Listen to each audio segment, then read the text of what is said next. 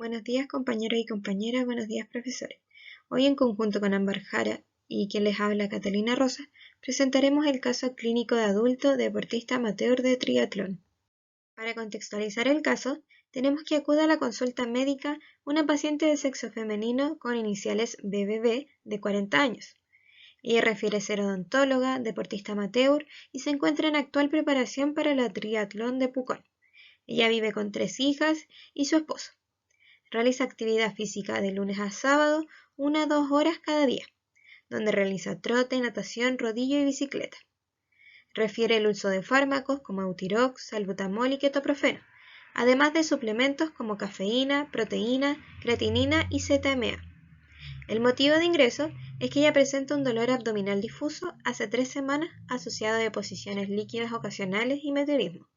No refiere tener náuseas, ni vómitos, ni elementos patológicos en las deposiciones, y la frecuencia de estas son de 1 a 2 deposiciones al día abundante. Menciona además que estos síntomas aumentan cuando tiene mayor carga laboral o cuando está cercano a competencias deportivas. El diagnóstico de ingreso puede ser posiblemente un síndrome de intestino irritable, pero se necesitan más estudios para confirmar este diagnóstico. Y por otro lado, el diagnóstico de base es que ella presenta un hipotiroidismo en tratamiento y un asma bronquial que actualmente está sin tratamiento pero utiliza salbutamol en caso de emergencia. Como motivos de ingreso y diagnóstico tenemos el hipotiroidismo, que es una enfermedad que se provocada por la disminución de las hormonas tiroideas. Estas hormonas pueden ayudar al cuerpo a utilizar la energía, mantener la temperatura corporal y que el cerebro, el corazón, los músculos y otros órganos puedan funcionar normalmente. Por otro lado tenemos el asma bronquial, que es una enfermedad respiratoria crónica que afecta a niños y adultos. Esta enfermedad se caracteriza porque las vías que conducen al aire a los pulmones se estrechan debido a la inflamación y la compresión de los músculos que la rodean. Ello puede causar tos, disnea, opresión torácica, entre otros síntomas. Y por último tenemos el síndrome de intestino irritable, que este es un trastorno funcional gastrointestinal que es más común, es prevalente y es el motivo de consulta más frecuente, que se caracteriza por la presencia de síntomas gastrointestinales como dolor y distensión abdominal en conjunto con alteraciones en las deposiciones. En cuanto a la anamnesis realizada al paciente, por medio de un recordatorio de 24 horas se realizó una cuantificación de este. Podemos ver que en la colación AM la paciente consume la mayor parte de las calorías del día. Siguiendo con el recordatorio de 24 horas, tenemos los demás tiempos de comida, la once, cena y la colación nocturna. Tenemos la adecuación de energía, que esta fue 104,6%, y para proteínas tenemos 149,4% de adecuación. Además se realizó una encuesta de tendencia de consumo modificada, que esta se menciona que la paciente consume una vez a la semana legumbres, frutas y verduras todos los días y ocasionalmente consume pasteles, queques o galletas. Para el análisis cuantitativo, tenemos que la paciente logra cubrir sus requerimientos, pero estos son sobrepasados. Tenemos que hay un exceso de proteína para el deporte endurance, que ella consume 2,3 gramos kilogramo día. Además consume un total de 5,5 porciones de fruta y 5 porciones de verdura. Y ella consume 2 litros de agua más 1 litro de bebida isotónica. En cuanto al análisis cualitativo, tenemos que ella tiene 6 tiempos de comida, que consume todos los días frutas y verduras, pero es necesario aumentar la cantidad de legumbres para poder alcanzar las recomendaciones de los GABA. Además, la paciente no menciona tener rechazos ni intolerancia a algunos alimentos. En cuanto al tratamiento farmacológico, la paciente hace uso de salbutamol SOS, que es un broncodilatador que puede tener reacciones adversas como temblor, cefaleas, taquicardias, entre otros. Además, tenemos el medicamento Eutirox, que es una hormona tiroidea, que puede tener un efecto reducido si se consume en conjunto con fármacos que contienen aluminio o fármacos con hierro. Y por último tenemos el ketoprofeno, que es un antiinflamatorio no esteroidal, que este puede tener un aumento de los efectos adversos gastrointestinales si se consume en conjunto con alcohol. Además, el ajo y jengibre pueden aumentar el riesgo de sangrado ocasionado por los AINES. En cuanto a los exámenes bioquímicos, vemos que estos en general se ven alterados por la actividad física que realiza la paciente.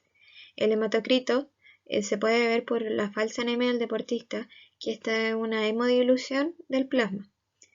En cuanto a la hemoglobina, tenemos que puede haber tenido un sobreentrenamiento, por lo que se ve una disminución en esto. Los leucocitos también se ven comprometidos, dada la mayor intensidad del ejercicio realizado. Y la albúmina se ve aumentada en deportistas. Siguiendo con los exámenes bioquímicos, tenemos que las proteínas totales se encuentran elevadas, y esto se puede deber a que hubo una deshidratación en la paciente. Y para LDH y GOT, en ambos casos, se puede deber a que existe un daño muscular o destrucción de las fibras musculares. En cuanto a la evaluación nutricional de la paciente, podemos ver que ella tenía un peso de 65,7 kilogramos y una talla de 1,73 metros, lo que obtenemos un IMC de 21,9. Los demás parámetros fueron comparados con un estudio de Madrid, España, realizado en 2014 en deportistas de endurance de triatlón. Podemos ver que ella presenta la mayor parte de los parámetros normales o altos para el promedio, por lo que su diagnóstico nutricional integrado sería adulto de sexo femenino con estado nutricional normal, masa magra y grasa elevada. Los objetivos dietoterapéuticos para este caso serían aliviar las molestias digestivas, la distensión abdominal, diarrea, entre otras, prevenir la irritación de la mucosa digestiva y mantener su rendimiento deportivo. En cuanto a la evaluación del somatotipo, tenemos que en general los triatletas no son extremadamente delgados ni extremadamente gruesos, ni muy altos ni muy bajos. El somatotipo de los triatletas se encuentra entre un equilibrio entre mesomórfico y ectomórfico, pero es más predominante el mesomórfico. En este caso, la paciente era más ectomórfico, luego mesomorfo y por último endomorfo. En cuanto a los requerimientos nutricionales, decidimos hacer una comparación entre la fórmula de Cunningham y la fórmula de la FAO. Los resultados dieron diferencias significativas, ya que la de Cunningham dio un total de 3.200 kilocalorías y la de la FAO 2.500 kilocalorías. Decidimos quedarnos con la fórmula de Cunningham, ya que esta considera sexo, masa magra, peso y edad. También esta tuvo una mayor proximidad con respecto a la calorimetría indirecta. Se ocupó el factor de actividad de 1.8, ya que esta paciente realiza actividad 6 veces a la semana entre 1 a 2 horas.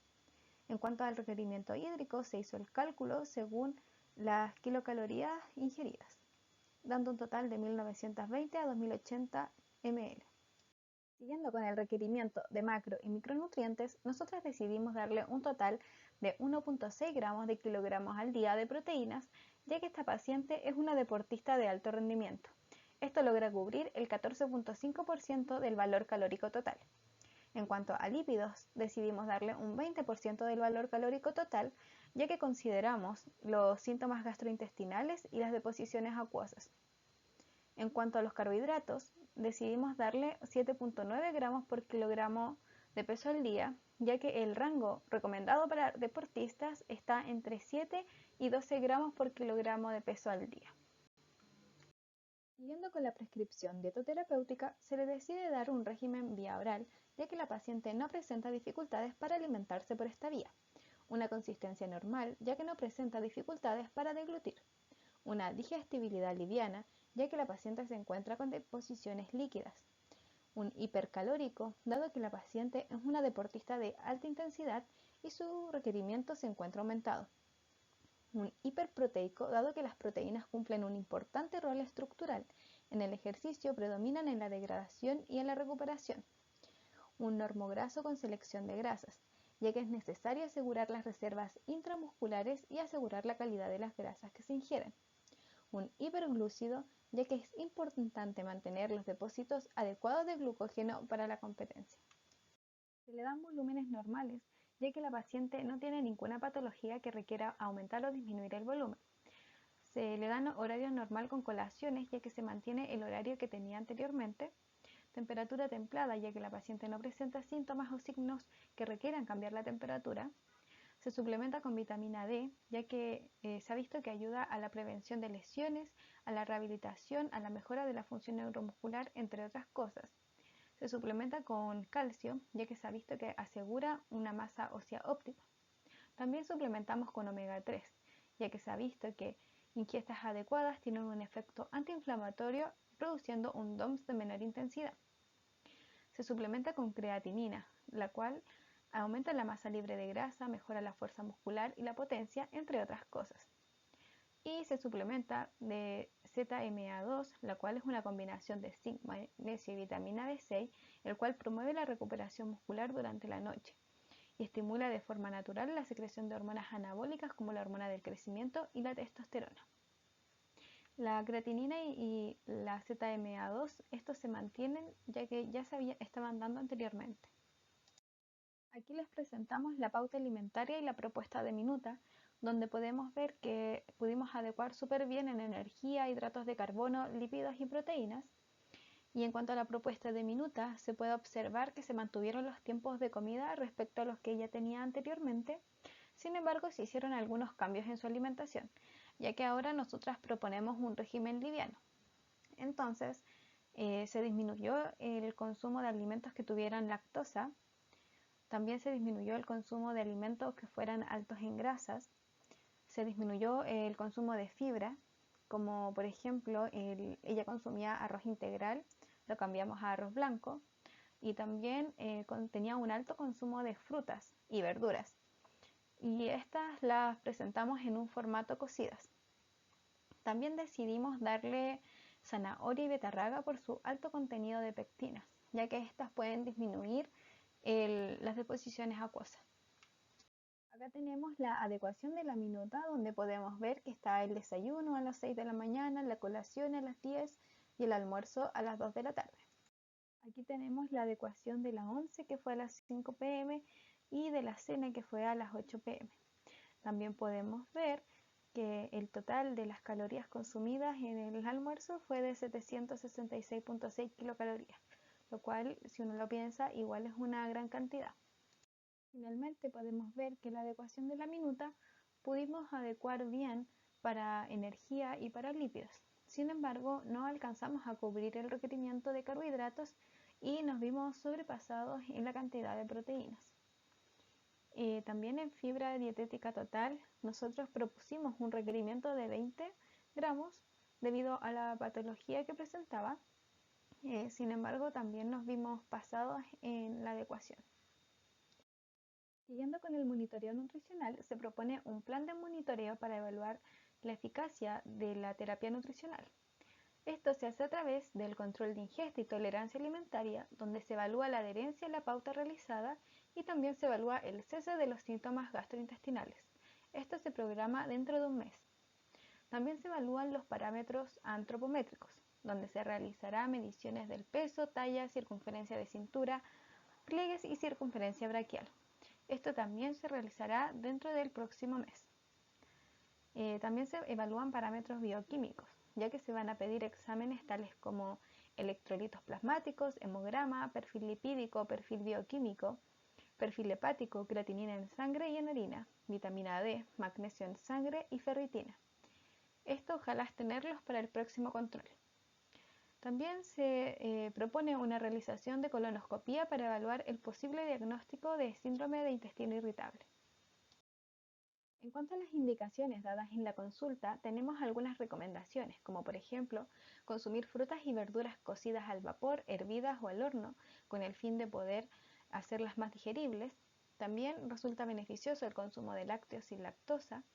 Es recomendable el consumo de hierbas digestivas, evitando el exceso de azúcar, bebidas efervescentes y cafeína, como el té y el café. Es recomendable también evitar el exceso de grasas saturadas, como lo habíamos dicho anteriormente. Acá tenemos una tabla donde salen todos los alimentos permitidos para un régimen liviano. En esta siguiente tabla podemos ver todos los alimentos que se debiesen evitar para un régimen liviano. Esta fue la bibliografía utilizada para el desarrollo del caso clínico. Muchas gracias.